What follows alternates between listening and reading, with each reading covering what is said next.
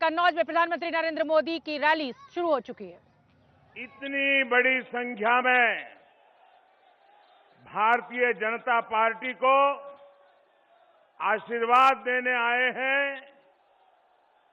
मैं आपका हृदय से बहुत बहुत आभार व्यक्त करता हूं। इटावा, औरैया और फर्रुखाबाद से भी लोग हमारे साथ जुड़े हुए हैं। इन क्षेत्र के भी सभी लोगों का मैं अभिनंदन करता हूं।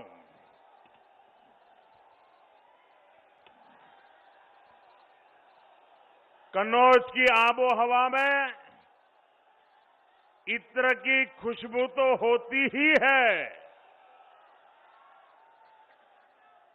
लेकिन साथ साथ यहां के लोगों के परिश्रम की सुगंध भी होती है। आप लोगों का विकास हो, इस क्षेत्र का विकास हो, निरंतर विकास हो, हर व्यापारी कारोबारी का बिजनेस और बढ़े, इसी कामना के साथ मैं आप सबको अनेक अनेक शुभकामनाएं देता हूं। बीते दिनों उत्तर प्रदेश हो, गोवा हो, उत्तराखंड हो, जहां जहां बीजेपी के पक्ष में मुझे वहां कार्यक्रमों के लिए जाना हुआ, भारतीय जनता पार्टी के पक्ष में एक अभूतपूर्व लहर मैंने देखी है। अभी मैं उत्तराखंड से आ रहा हूं।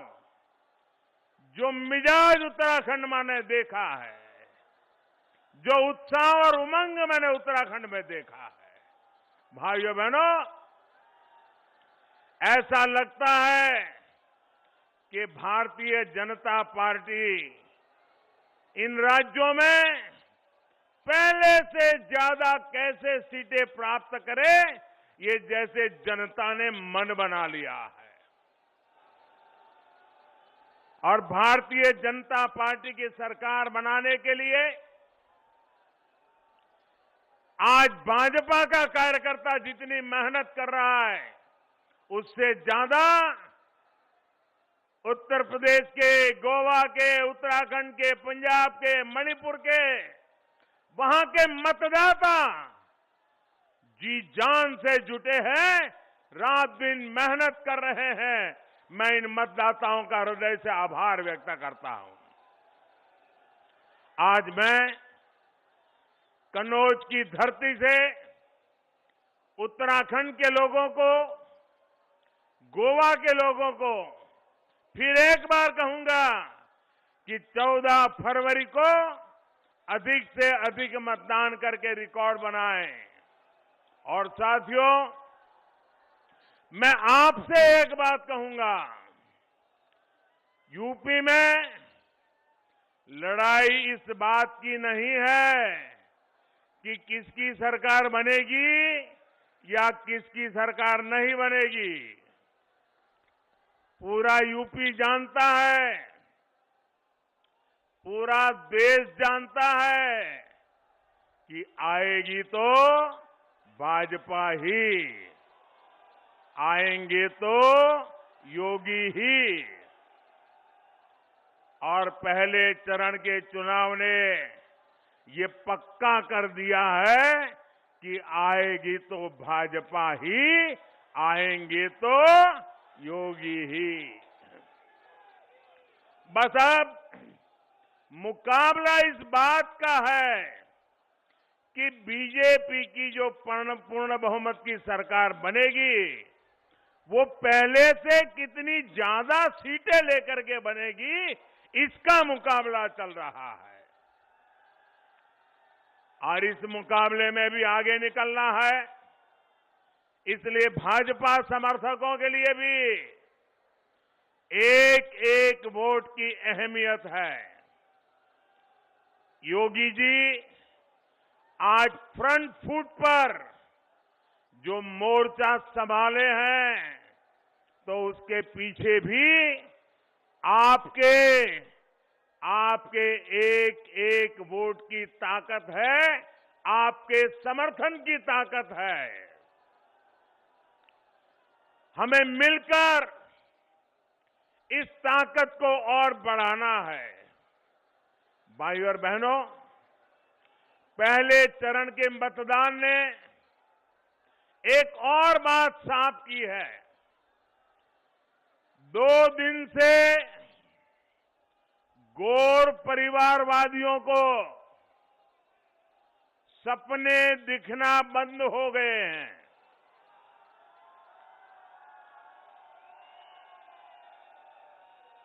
गौर परिवारवादियों को सपने दिखना बंद हो गए हैं। पता है क्यों? इसलिए कि उनकी नींद हराम हो गई है। वो लोग सोच रहे थे कि जातिवाद फैलाकर, संप्रदायवाद फैलाकर वोटों को बांट देंगे, लेकिन मुझे खुशी है कि यूपी के लोग माफियावादियों, दंगावादियों के खिलाफ एकजुट होकर वोट कर रहे हैं। ये एकजुटता दंगावाद से मुक्ति के पक्ष में है। ये एकजुटता कानून व्यवस्था के पक्ष में है। ये एकजुटता महिलाओं की सुरक्षा, सम्मान और समृद्धि के पक्ष में है। यूपी के जिन क्षेत्रों में आगे के चरणों का चुनाव है, वहां के लोगों को भी मैं कहूंगा, इसी तरह एकजुट रहना है। अपना वोट जाति के नाम पर, संप्रदाय के नाम पर बंटने नहीं देना है। साथियों, विकास के लिए, रोजगार के लिए, निवेश के लिए शांति का माहौल सबसे पहली शर्त है। इसलिए उत्तर प्रदेश आज कानून के राज को सबसे बड़ी प्राथमिकता दे रहा है। यूपी का सामान्य से सामान्य मतदाता भी समझ रहा है कि दंगाइयों और गुंडे बदमाशों के इलाज की दवा सिर्फ और सिर्फ भाजपा के सरकार के ही पास है।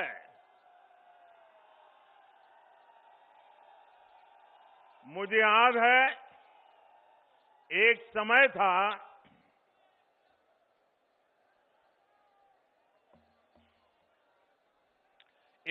था जब गुजरात में भी ऐसी ही स्थिति थी।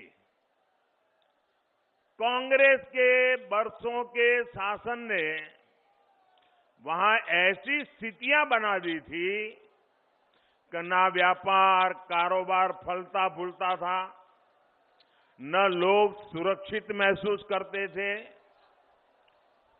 और हर साल अनेक दंगे होते थे। हर बार खबरें आती थी, वहां दंगा हो गया, वहां दंगा हो गया।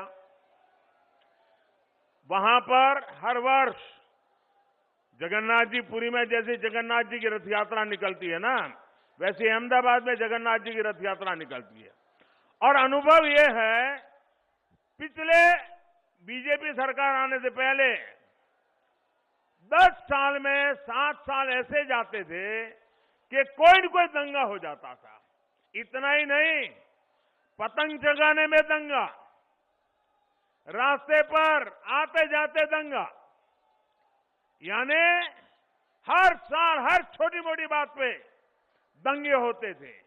और दंगों की वजह से कर्फ्यू लगता था, संपत्ति जलती थी, हत्याएं होना तो आम बात हो गई थी, लोगों को मोहल्ले के मोहल्ले खाली करके भागना पड़ता था और इसके बाद खाली मकानों को सस्ते में खरीदकर उस इलाके की पहचान भी बदल ली जाती थी। इसी प्रकार के दुष्चक्र में गुजरात लंबे अरसे तक फंसा हुआ था। गुजरात के लोगों ने जब बीजेपी को मौका दिया तो स्थितियां बदलना शुरू हो गई। हमने सबसे बड़ी प्राथमिकता कानून व्यवस्था को दी, कानून के राज को दी। इसी का नतीजा है कि पिछले 2 दशकों से गुजरात में कोई बड़ा दंगा नहीं हुआ है। अब वहां हर वर्ग, हर संप्रदाय के लोग अपने विकास, गुजरात के विकास, देश के विकास में जुटे हुए हैं। और आप देखिए, सभी के प्रयासों से गुजरात भी किस तरह विकास की नई ऊंचाइयों को छू रहा है।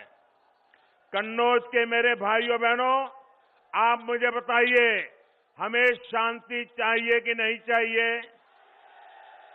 कानून का राज चाहिए कि नहीं चाहिए? दंगों से मुक्ति चाहिए कि नहीं चाहिए? गुंडागिर्दी बंद होनी चाहिए कि नहीं होनी चाहिए?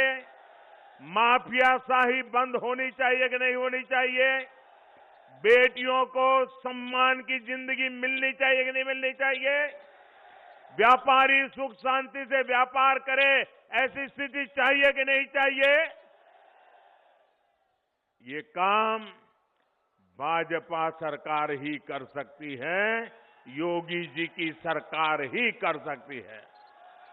उधर साथियों, देखिए, जगह कम है, लोग ज्यादा है, आप वहीं रहिए प्लीज, आगे आने की कोशिश मत कीजिए।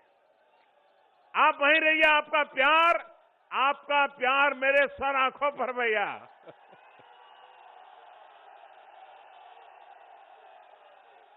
ये आपका प्यार ही है जो मुझे दिन रात काम करने के लिए दौड़ाता रहता है। आपके प्यार को 100 सलाम।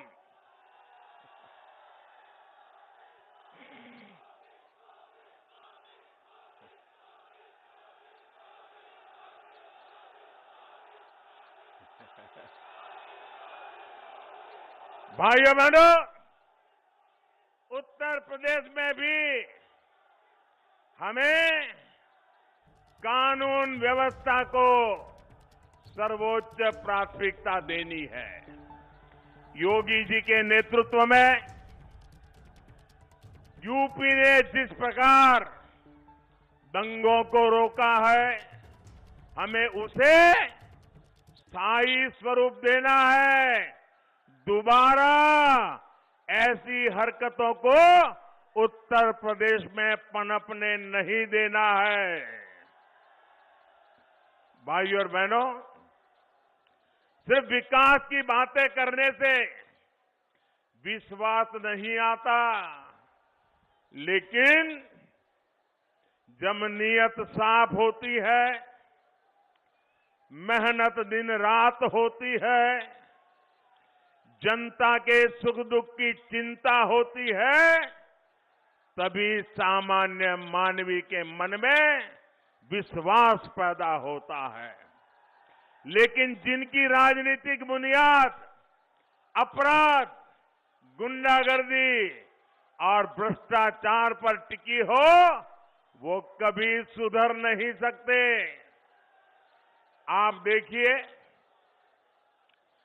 कैसे कैसे उम्मीदवारों को इन लोगों ने टिकट दिया है। इनके ज्यादातर उम्मीदवार हिस्ट्री सीटर हैं और उनकी तो हालत ऐसी है कई लोग तो जेल से ही चुनाव लड़ रहे हैं। साथियों, लोकतंत्र की व्याख्या करते हुए पूरे विश्व में एक बात कही जाती है, लंबे अरसे से कही जाती है और कहा जाता है, government of the people, by the people, for the people. यानी जनता का जनता के लिए और जनता द्वारा शासन। हमारे देश की गैर परिवारवादी पार्टियों ने लोकतंत्र की इस भावना को ही बदल दिया।